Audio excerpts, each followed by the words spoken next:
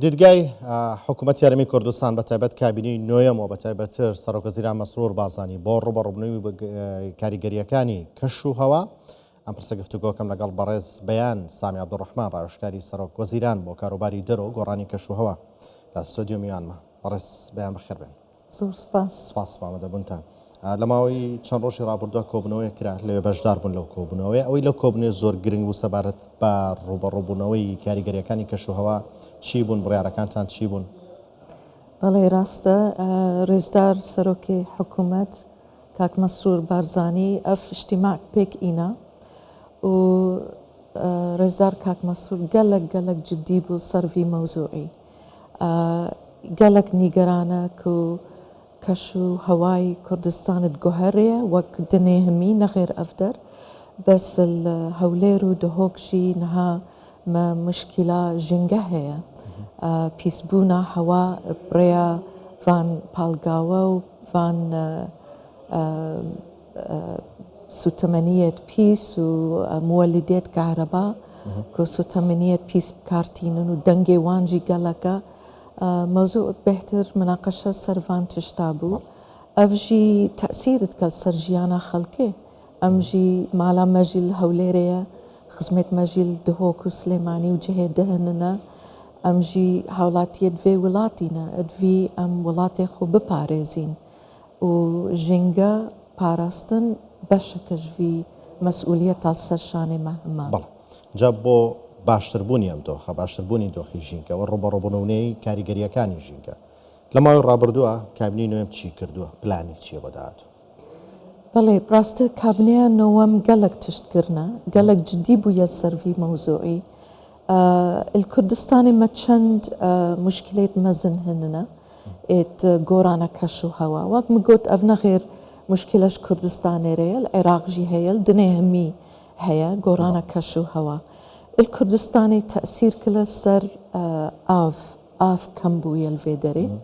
بفر كيمترا جاران باران كيمترا إيران وتركيا جيرانت ما بنداو صد تشيت كنا وجا مشكلة كمبونا آفي تشي بويا الكردستاني وعراق بعام أف يك مشكلة ده حرارة تشيت السري أفجي تشتكل دنيهمي هي بس الفيدري بهترة اجبر كردستان وعراق ولاتك كو درجة حرارتي قلق تشيت السري مشكلات كو لازم ام بباريزين الكردستان بتايبت دارستان ما كيمبونا دارستان جي قلق مهمنا اش آلكيفا بشكل اش تاريخ وكولتورا كردستانية دارستان وشياو جيانا كردايتي النف شاخادة بسش آلي دجيفش آلي قورانا كشو هوا دارستان دوري خود بهنن حرارتي كيمت كان أردت باريزن وفانتشتا وجه أف سيچار بابتي تقرنك هننا كابنيا نوام السر آوي هقام الآوي دس بيبكين چند بنداو چيكرنا پوند چيكرنا جابو نمونا أف بارانا كتي بەلاش نەچێ وێ بارانێ بپارێزین جا چاغێ ئاو پێویست بوو لازم بوو مە ئاو هەبێ ئەف نمونەیەکە ئەوە توانین بڵین تەرەنجامەکەی لە داهاتووە دەرەکەوێت زیاتر بە تایبەت کێسە بەنداوەکان خەریکە تەواو بن. بەڵێ ڕاستە بەس ئەف هەنگاوەکە گەلک مهم بوو و هەنگاوەکە مەزنە. بەڵێ بەست لە و گۆڕانکاریانەی کەش و هەوا کرد هەرێمی کوردستان و عێراق مەترسیەکانی گۆڕانی کەش و هەوایان لەسەر دروست بووە ئەگەر دروست بووە عێراق و هەرێمی کوردستانە بێت چی بکەن پێکەوە بۆی بتوانن دۆخەکە کەمێ باشترکەن بێگومان ناتوان بە ئاسانی ڕێ لە بەرزبوونەوەی پلەی گەرما بگرن بارانبارینە دۆخێکی سروشتی و لە دەستی کەسانیە بەڵام ئەبێت چی بکەین بۆ ئەوەی بتوانین ڕێ لە بەرزبوونەوەی پلەی گەرما بگرین ئەو با پلانەی باس کە لەبارەی دارستانەوە مە تا چەند گرنگە چه عێراق و چه هەرێمی کوردستانی شکاری لەسەر بکەن.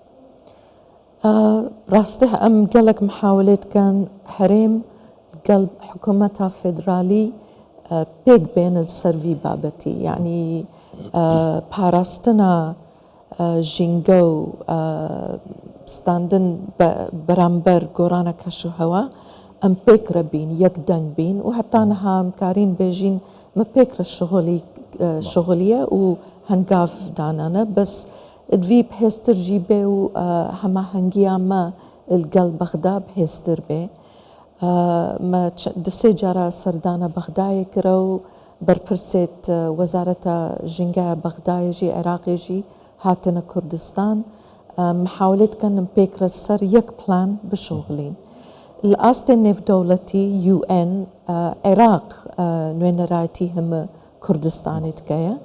بس هرم جي بجدار بويا لهنك فان كونفرانسيت نف دولتي تمزن بونمونا كوب بيستونو الأذربيجان شاندك هرم جي بجدار بولوي كونفرانسا مزن الأذربيجان فيجا قالك تشتهننا أم بكن بس براسته أم درنجينا أم درنجيشتينا في موضوعي بس هر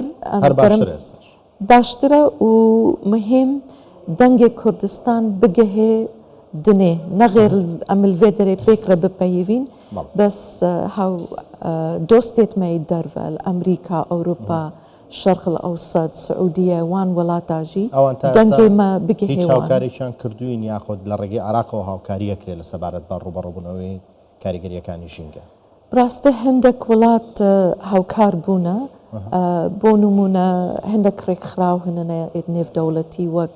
ريخراو كألماني جي آي زد ريخراو كجابوني جايكا يو اس اي دا امريكي وزارة الدرفي بريطانيا او هم هاوكار بونا بونمونا بو دراسات دراسات قلق مهمة بونمونا زانن جنگيا هولير تكتشويا اجبروان بالاو جو كارغا بس حتى ما داتاي دقيق نبي ام نزانن تأثير براسته چنده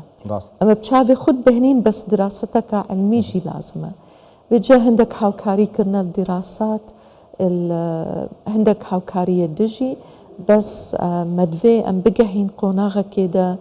ام داواي هندك بارا بكين اجفان صندوقة باريد نيف دولتي بو هندك بروجكت كردستاني ده بل بس لو كركا جرينجا دنگمان بقات الدرعو بو ما بس تسرق وزيران مسؤول بارزاني لچندين محفلي نيو دولتيا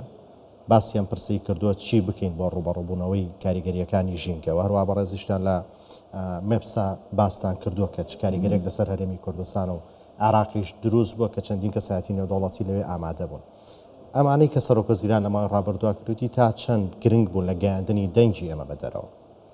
ڕاستە گەلک گرنگە هەموو وڵاتێکی گرنگە سەرکردە باسی بابەتێکی بکە هەگەر سروكي حكومات قوت از قالكي جدي ما سرفي بابتي حكومات هم راتبه حكومات هم بهتر بري خود في موضوعي خلق ميديا كارتي تايبت حتى NGO رخراوت غير حكومي رجع قالك قرنج سر كرديت مورز دار كاك مسرور بارزاني قالك جدية سر قورانا كشو هواو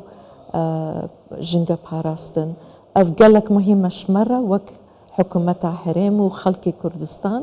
وحكومتها فيدرال والدرفجي هجر ام القل ولاتي دت بيفن وان دفين بزانن سرقرتيت وجي جدينا السرفيانا هجر ام بيجين بالي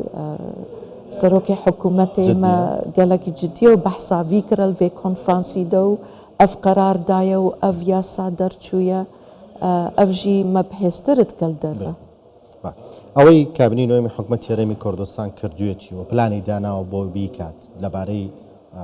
باشترکردنی دۆخی ژینگە لە ئاستی ستانداردە نێودەوڵەتیەکانە ڕاستەی ستانداردی نێودەوڵەتی دو ستانداردە هەگەر وە ڕاستە بوێ ستانداردێت بێژین غەرب يعني أمريكا وأوروبا أو ستانداردة كيدنا بوشي بونمونا داتا ما بحثا داتا كر أو شميجة داتا كومت كان 50 سالة 100 سالة هناك ولاد صدو 50 سالة داتا كومت كان سر برزبونا حرارتي وسر آف وچند بفر هيا لو دۆخیشان زۆر جیاواز بۆ لە ئێمە چەندین ساڵ بە شەڕ و ماڵوێرانیان تێپەڕین و گوندەکانمان وێران کراوە و چەندین دۆخی نامارمان بەسەر هاتووە بالضبط الوادري أو ولات قلقت بيشكفتينا نها AI بكارتينن ساتلايت بكارتينن وقت جنابي وبحسكر خريكي شر دفاع الخب كينو داعش تشتد دجي بس نبتهنينا وقت مقود ستاندارد نيو دولتي ستاندارد برز هي هندك ولاتا بيت بيشكفتي وبداخل ستانداردكي دجي هي أو ولاتت وكما ولاتت نهاد جهنا في موضوعي شميج احتمال شميج مهم بو شوانش مرجي مهم بو بس ما نكارين بجهن في قناغي بجت شاغي متشين اف كونفرنسيت مازن وك كوب بيستونو جروبك هي بانجليزي بيجن جروب اوف 77 اند تشاينا يعني جروبي حفتي وهفت القل صين اف جروبا اف ولاتت وك عراق هناك ولاتت جنوبي امريكا ولاتت افريقي وصين اف ولات بيك دين وك جروبكي او برامبر جروبي برامبر اف ولاتت بيشكفتي مناقشه بيني فاندو بشات شد به بەڵێ بەڕێز بەیان سامی عەبدوڕەحمان ڕاوێژکاری سەرۆکوەزیریان بۆ کاروباری دەرەوە و گۆڕانی کەشوهەوا لە ستودیۆ ئامادە بوون سوپاس بۆ ڕوونکردنەوەکان دواتر سەرچاوە گەلک سپاسەوە ژیت بکەم سپاس بەخێرات